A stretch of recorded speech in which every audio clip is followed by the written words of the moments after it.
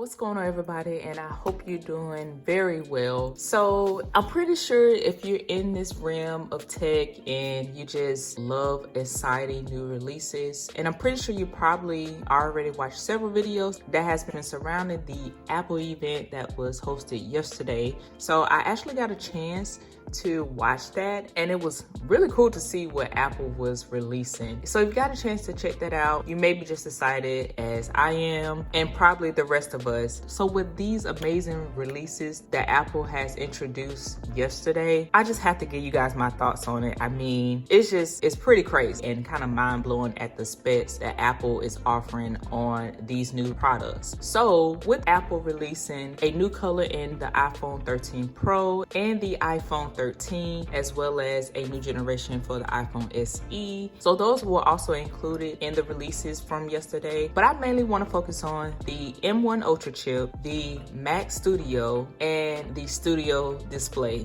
Like those three right there, crazy. Like I'm pretty impressed. And although I'm not the most techie, nerdy person when it comes to these things and giving you all the numbers and stuff like that, mainly because those things only matter to people who like to look at those numbers. But for me, I'm all about the real world experience, but I want to see how these things uphold in performance and doing actual workflows and having a heavy workload. Now I'm going to go over some of the specs while we're talking about these three new things, but for the most part, I'm just covering what Apple has introduced with these products so you can get an idea of why I find them pretty cool and what they are offering at the price point they're offering these products at. And I also want to talk about the whole overkill slash, overpriced thing. To be honest, if you're thinking that these products are kind of like overkill for what you do, then they may not be the products for you. Mainly, I think these products are geared towards for what they're marketed as: high-end workloads, workflows, software development, 3D rendering, high-end video. These are supposed to tailor to people who have very heavy workloads that would put stress on the CPU and the GPU. So having that right amount of RAM, which we're going to talk about the 128 gigs of RAM being offered on the M1 Ultra chip, that's just crazy. We're going to talk more about that and why I think these products are not necessarily for people who don't have that kind of workflow and kind of have more of a mid-level or even lower tiered workflow. So those are the things I want to cover. We're going to go ahead and jump right into it because I really want to talk about this and give you my thoughts on it. All right, so let's go ahead and dive right in. So I'm on Apple's website. Of course, if you have an iPhone, you can check out the App Store, and the App Store will have the same information there as well. So starting out with the Mac Studio, we have to talk about the two chips that are available if you decide to go with the M1 Max or the M1 Ultra chip. Before I dive into the major releases here, I'm gonna have to start off with the M1 Ultra chip. Now, that chip is pretty insane. Like, personally, I haven't worked on a PC or a MacBook that has that kind of level of performance. So to have the capability for that chip to go up to 128 gigabytes of RAM is pretty mind-blowing. I mean, I know mind-blowing is probably being used quite a bit, but it truly is. I'm just being honest. So for me, time and convenience is very important. I look forward to using the M1 Ultra chip because it's supposed to be able to handle this crazy amount of workload. So again, in my opinion, this chip is tailored towards heavy workloads or workflows that requires a lot of 3D rendering and just developing, coding, all that good stuff. If you do a lot of that kind of work and you put a lot of stress on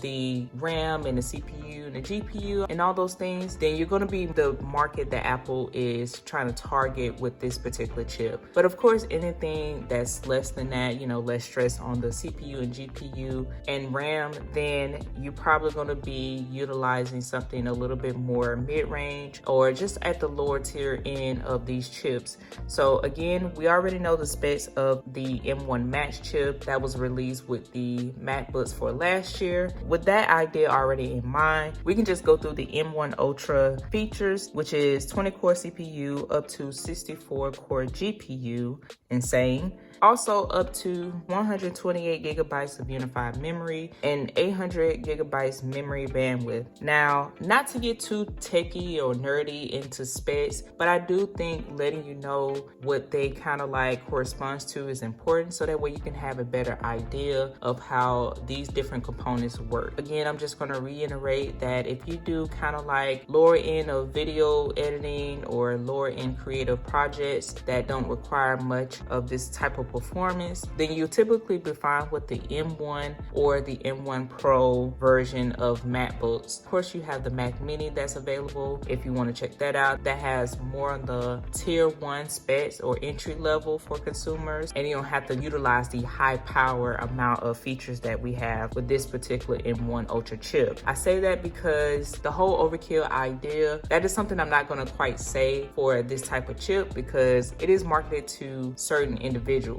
Now, that's not to say that you can't utilize this chip, but to really utilize this chip at the peak performance, it makes more sense to spend that money if you're going to be able to have that kind of heavy workflow and heavy workload to maximize and optimize the usage of the M1 Ultra chip. So, moving along here, like I said, we kind of already have the specs of the M1 Max, and Apple numbers, I think sometimes can be quite vague, but you can see the numbers that they put out there have superscripts, so I would definitely recommend checking those out and see exactly what Apple is comparing those numbers to. The CPU and GPU performance definitely matter more so to me, so I definitely don't want to stress the computer out so much when I'm working on videos, and also at the same time having other apps open, working simultaneously as I'm doing my video editing. So I definitely want to have the ability to work on my videos and also switch between apps that I'm also utilizing. Basically, what I'm trying to get is a smoother, less frustrating performance, and if that's something that you want to make sure you have, then this is something to kind of have an eye for. So the M1 Ultra allows up to 18 streams of 8K ProRes video playback. Now, I know a lot of people are not utilizing 8K if you're just doing like your normal video editing. 4K rendering video is pretty much the overall usage at this time, but the fact that M1 Ultra allows for up to 18 streams of 8K ProRes video playback is pretty insane. Like, let's just call it for what it is. And there's some other features here that you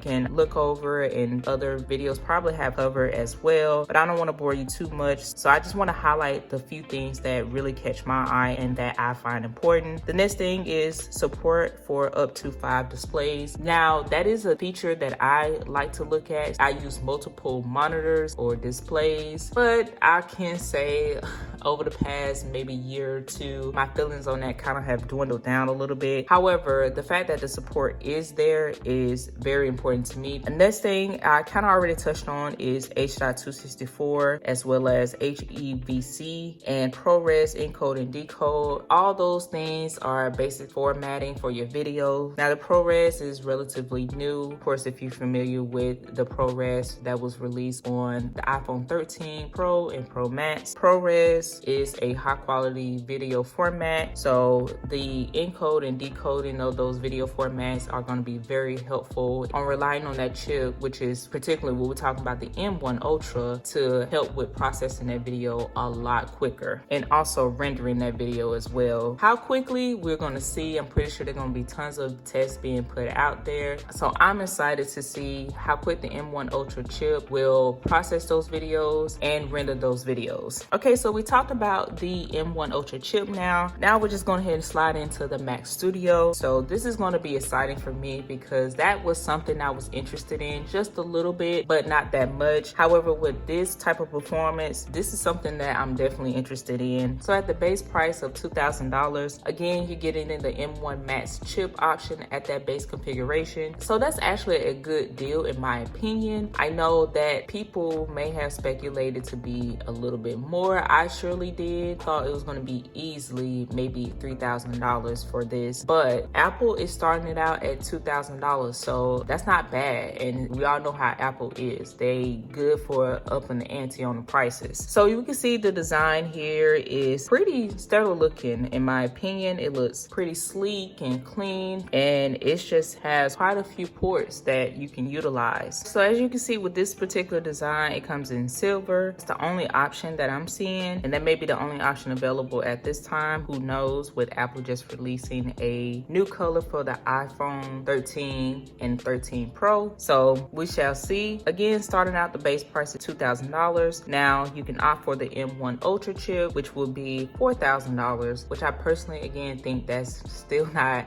a bad price. I honestly was expecting $5,000 as I was watching the event. Like, I just knew they were going to say it's going to be available for $5,000 for getting the M1 Ultra configuration. So we already covered the specs, and you can kind of see, you know, exactly the breakdowns of the specs for each chip. But right when we get to storage, you have your configurations for the SSD. Now for the video support here, again, these are all the features that are covered. Pretty much, again, all these nerdy techie things that may not matter to you, but just something worth mentioning. The audio output here, we have the built-in speaker, 3.5mm headphone jack. Basically, if you need to make sure you have the superior audio quality, then that is a key feature for you to keep in mind. HDMI port supports multi-channel audio output. So you can see the connections and expansion here. I am surprised that Apple included all these different ports. And you also have the Ethernet and two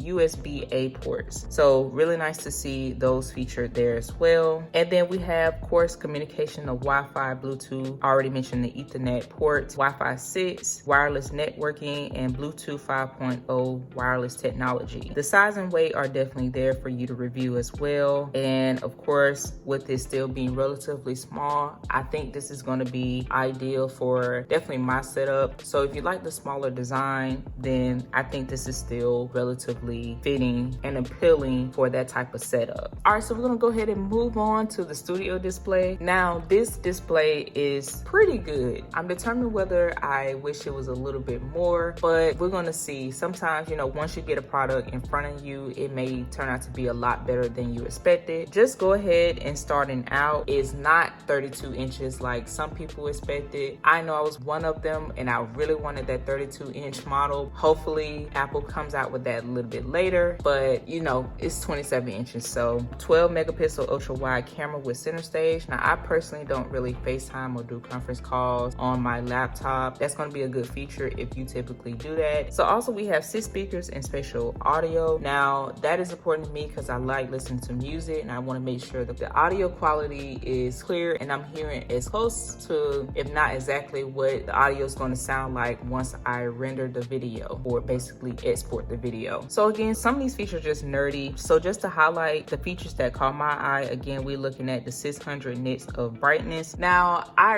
really wish Apple would have upped the ante on that. When you're editing or if you're working in bright conditions, I don't know, I just need that extra brightness. I want to make sure it's very visible and has close to that same immersive feel. And I'm sure that would have some type of side effect on the pixels, and it definitely will require more power. So again, we shall see how well that looks. And we have the True Tone, anti-reflective coating, nano texture glass, all those different things that should, you know, make the display even more better. And the anti-reflective coating, it reduced the glare on the screen. I'm pretty sure some other level of scientific explanation for how that looks. So we covered majority of the specs here. Another thing I want to highlight is the A13 silicon that is also included in the 5K Retina display. This is pretty insane. Now, when we get to the ports that are available, we have 3 USB-C ports and 1 Thunderbolt port. So you can use this display, of course, with your MacBooks, and definitely check the available devices that are compatible with this display because not all devices are. So let's go ahead and look at that list. All right, so I got the compatibility list pulled up. Now, here is a list of all the devices that should be compatible with your studio display if you choose to check this out. Pretty cool to see that Apple has included, and again, that opens up the range of people who can benefit from this display. So all right, you guys, that's pretty much gonna wrap up this video. I just want to go go ahead and get my thoughts out there because this was a major release and some really good products Apple released, and just overall it's going to kind of like shift the game and just create better competition for the market, as well as options for everyone that is, you know, looking to have more of a pro level user experience, as well as people who are looking to have more of a mid-range experience, so on and so forth. I think the options are priced at a decent rate. Again, that's kind of weird to say that about Apple. Really crazy event. I hope you guys had a chance to watch it. Let me know your thoughts on it. Are there some things that you're kind of disappointed about that wasn't released at this particular event? Of course, there's more events to come later this year that we will see. So much speculation is out there as well about other products that Apple should be releasing this year, but I am excited. Can't wait to see how everything performs and what I'm looking forward to. But you guys already know the drill. Hopefully you consider subscribing and giving this video a thumbs up. I know I'll definitely be doing some more research and kind of just, you know, diving into the hype. But with all that being said, I hope to see you guys in my next video.